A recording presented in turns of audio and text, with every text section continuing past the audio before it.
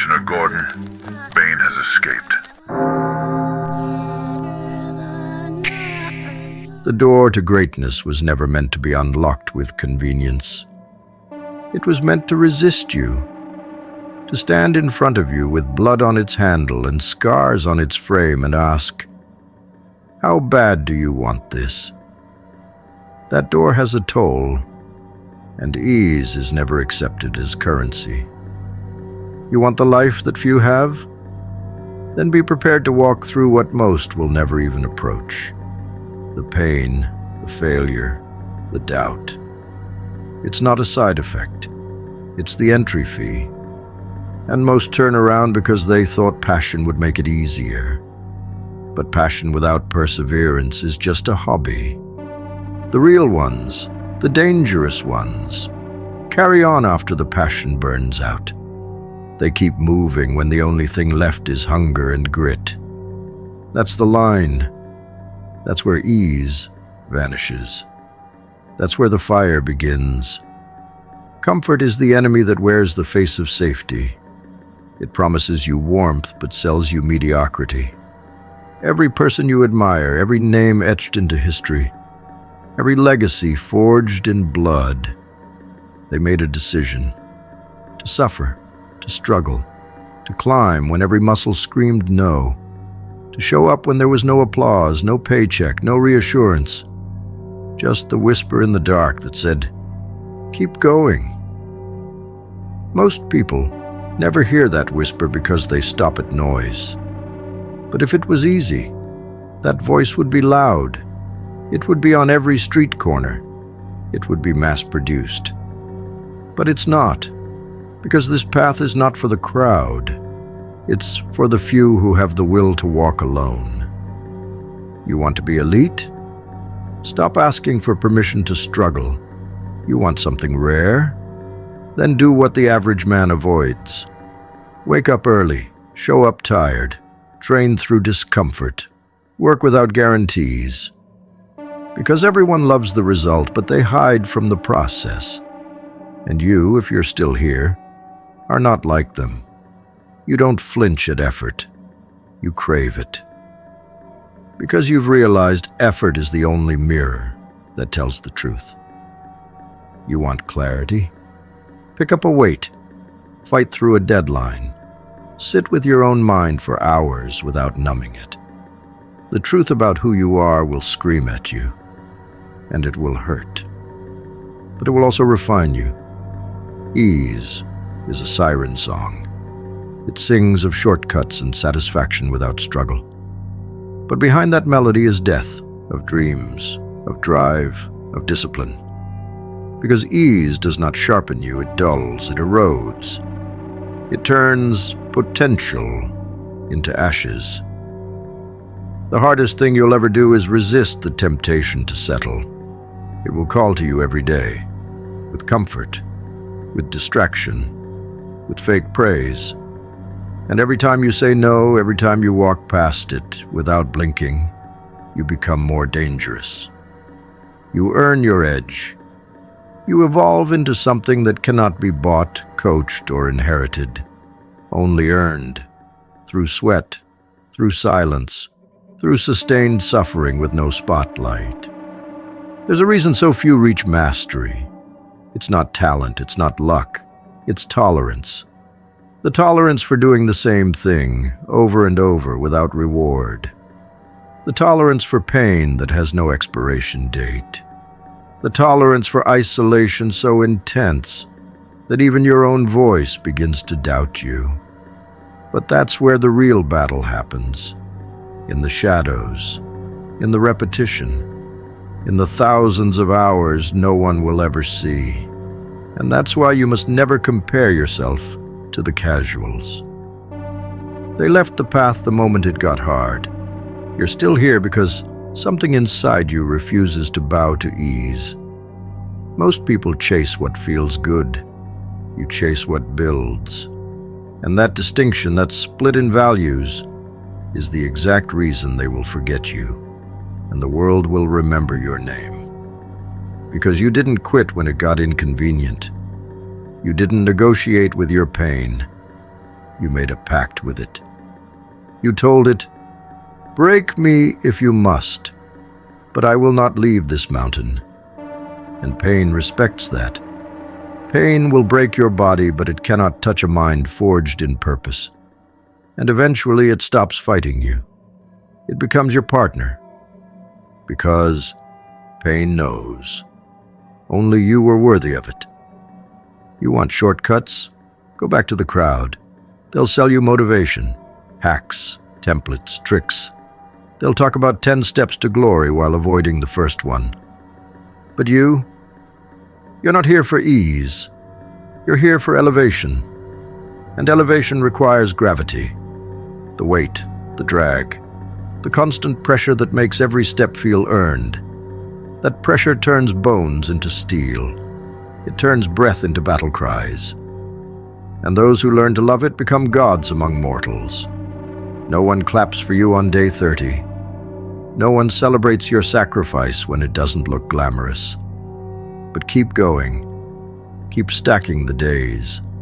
Keep doing what others hide from. Because one day, without warning, you'll wake up and realize you became exactly what you were chasing. Not because it was easy, but because you stopped needing easy. You trained the part of you that doesn't need reward, that doesn't need recognition, that doesn't need a reason to keep going. That part of you, that's the fire.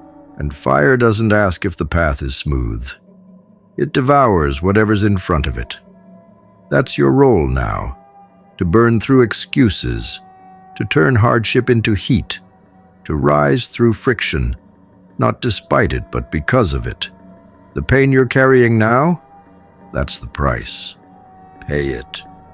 The discomfort you're avoiding, that's the gate. Walk through it. Because if this were easy, everyone would already be who you're becoming. But it's not, and they won't. And that's exactly why you must. The brain doesn't reward completion, it rewards motion. Dopamine, the molecule of motivation, doesn't wait for the finish line. It's released during the climb, not the victory lap. That means fulfillment doesn't come when you arrive. It comes when you move. Forward, against pressure, through resistance, with deliberate force. This is why the easy path feels hollow. It bypasses the struggle, skips the sweat, removes the friction, and with it removes the reward. Pleasure without challenge, that's not happiness. That's anesthesia. You don't feel joy, you feel numbness disguised as contentment. And slowly, silently, your mind decays in the silence of effortlessness. The man who takes the shortcut believes he's outsmarted the system. But what he's really done is rob himself of the very mechanism that builds identity. Earned progress. You want confidence? It's found in friction. You want peace? It's found in pursuit. You want meaning? You'd better chase it uphill. Because the biology of the mind demands progress as its fuel. Not perfection, not outcome, progress. Even the smallest gain rewires the brain. Even the inch forward triggers the flood. But take away the challenge, and you starve that system. You build a mind that no longer rewards you because it no longer respects you. This is why the average man drowns in abundance. He fills his home, his body, his feed, but not his spirit. Because everything he touches comes easy. Food at his fingertips, entertainment on demand, comfort at every corner. And yet he feels more empty than ever. Why? Because ease numbs. Because the fire within doesn't wake up for indulgence. It wakes up for conquest, for purpose, for the war between who you were and who you must become. And when that war vanishes, so does your vitality. Most people are addicted to dopamine but allergic to discipline.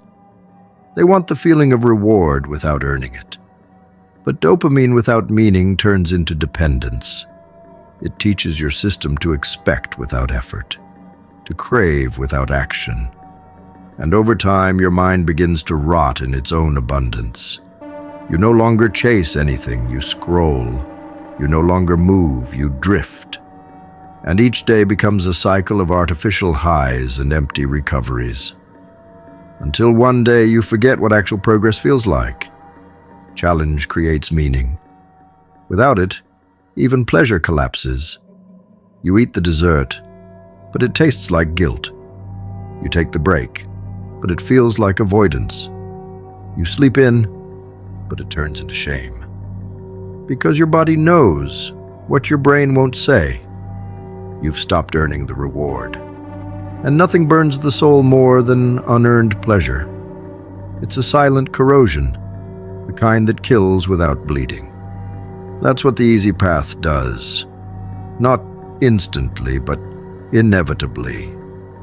You want fire? Then find the fight. Not the external one, the one within. The one that demands you show up every day and do something uncomfortable. That's the furnace. That's where dopamine becomes your ally again. Because now you're feeding it with earned steps, small wins, real growth. You're building a reward system that sharpens your edge, not dulls it. And every inch you move through discomfort becomes the high you used to chase with distraction. Pleasure is a byproduct, not a path. It shows up after the work, not before. And if you reverse that order, you decay. You train your brain to expect satisfaction without cost. But the man who rewires his system to love progress more than praise, he becomes unstoppable. Because his fulfillment isn't held hostage by outcome. It's self-generated. Day by day, rep by rep. That's the secret. That's the fuel. And it's only earned where resistance lives. When the dopamine hits after a disciplined day, it's clean. It energizes. It builds. But when it hits after avoidance, it turns into poison. It builds a tolerance. It asks for more and gives you less. And before long, the hits stop working. You're chasing highs from a well that's gone dry. But the man on the path, he never runs out, because he creates the spark himself, through motion, through challenge, through the grit of real movement. This is why you must protect your struggle, because that's where your reward lives. Not in outcomes, not in applause, but in the blood of effort. The brain craves meaning, not comfort.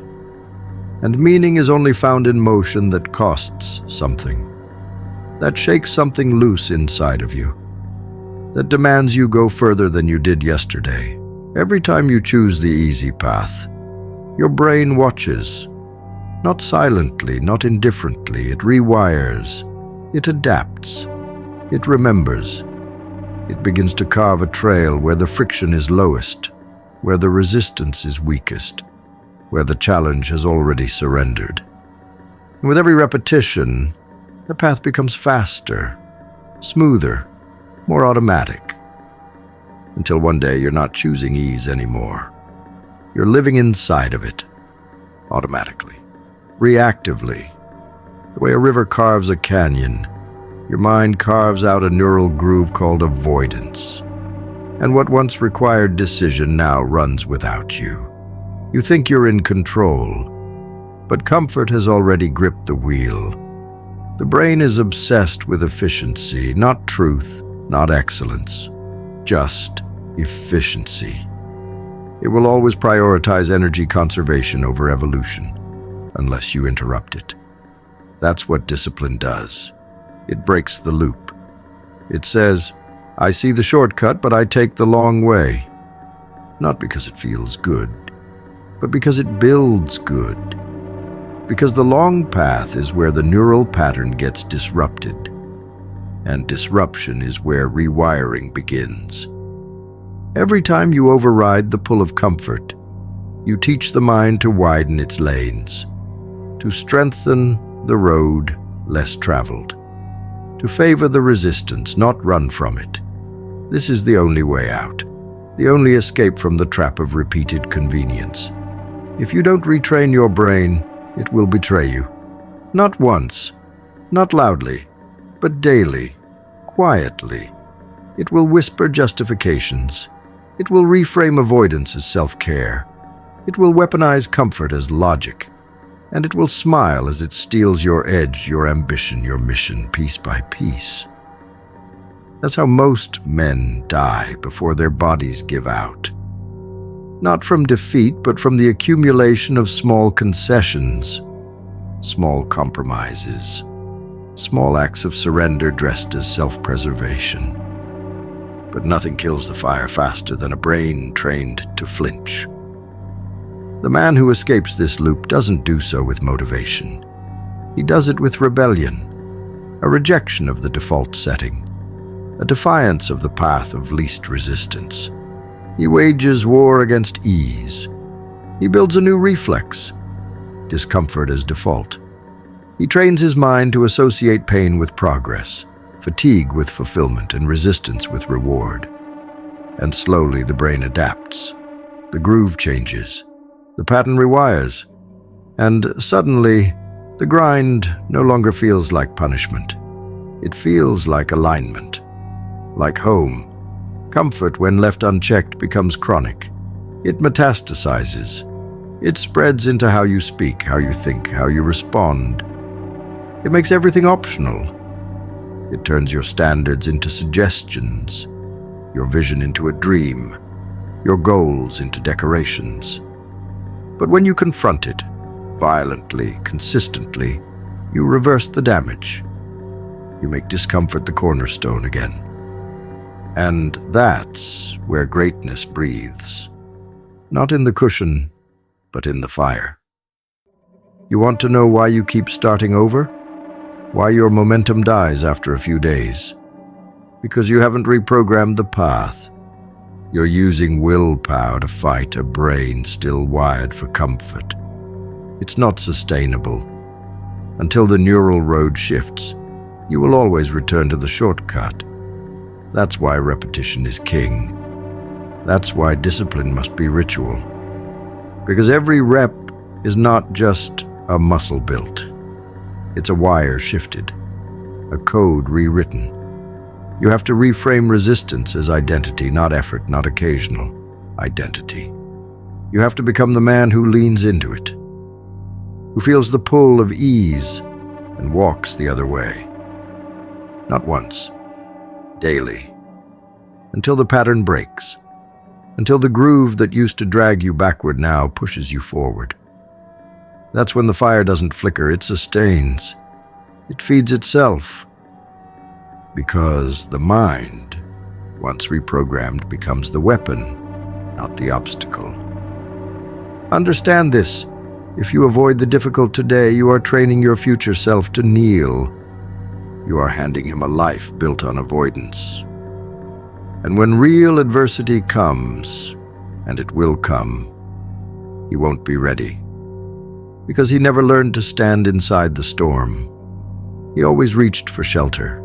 He always reached for soft. And soft does not survive war. Soft watches itself fall apart and calls it destiny.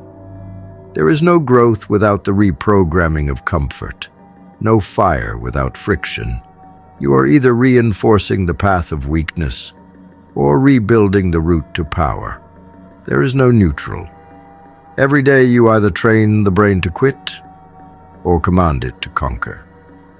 And this command does not come through words. It comes through consistent acts of will, through making the hard choice again and again until your system no longer sees it as hard.